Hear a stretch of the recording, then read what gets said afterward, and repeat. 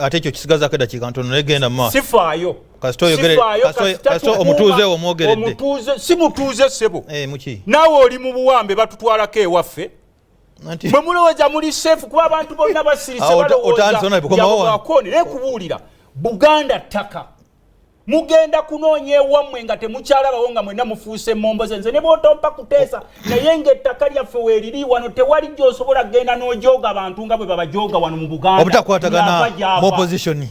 kati si bwe obutakwatagana bulabibwa mu ab'amawulire naye tebuliiwo si bonna bannaffe kwegamba bino ebiro bye tulimu si bya kutunuulira opposition ffenna tuli bubi ng'eggwanga njagala kuwa ekyokulabirako nti bbeeyi y'amafuta bw'ebeera waggulu aba opposition ffeffe kaffe tugifiiringa mu malwaliro bwe mutabeeramu ddagala ffeffe ka tukifiiringa era walabye busebo nga tujjayo abantu bajjayo amaloboozi nga babuuza nti Speaker wa Parliament lwaki bamutwalako obuwumbi obusukka obuna okumujjanjaba abantu tebabunyiiga nti Speaker alina kufa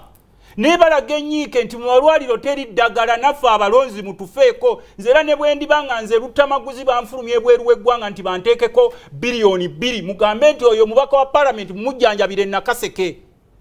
lwaki nze onfulumya ebweru w'eggwanga nga bannaffe mubafulumya ebweru w'eggwanga nga basiba boogera nti embeera y'obulamu nnungi kakati eno embeera gye tulimu ssebo tekyayawula wa opposition n'atali wa opposition ffenna ssebo kyenzirako okulaga nti ffenna omuganda ate alina olugero olugamba nti awanise tasekerera wankenku naye mwe muwanise muli mu kuseka mbu opposition ffenna tuli genda otunuulira abaana ba Nuupu abafiira mu makomera naye nga tubuuza mukulu Museveni abo abaana bazza musango ki abaana abafiira mu makomera abaana abawambibwa ne muteekayo ebimotoka ne bibawamba abalamuzi ne babatta ne mubawamba ne muteekawo bikooti by'amagye naye ate nendaba abasajja nga basitamye wali ekololombo bajjukira luumu eyattibwa naye nga wano babayisaako emirambo gy'abaana ba Nuupu so nze njagala kukugamba ssebo eno embeera toseka nti ye opposition ffenna tuli bubi ng'eggwanga tuli mu buwambe abasajja bakugamba bataddewo simanyi Chwezi Empire buli gwe basuubira nti awakanya Chwezi Empire you're either supposed to be in prison or you are supposed to be dead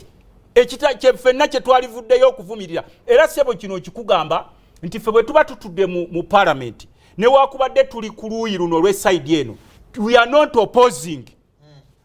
we are the alternative government. Of course, okimanyi twayita alternative government kye twalibadde tweyisa kuba mukimanyi omusajja oli eyeewaŋŋamya mu bukulembeze bannansi balonda Kyagulanyi okubakulembera ekyo kimanyi naye lwakuba nti naye weebuzaabuza n'abalala bannansi b'eggwanga Uganda oba nkikuteere mu luzungu Ugandans voted Robert Kyagulanyi as their president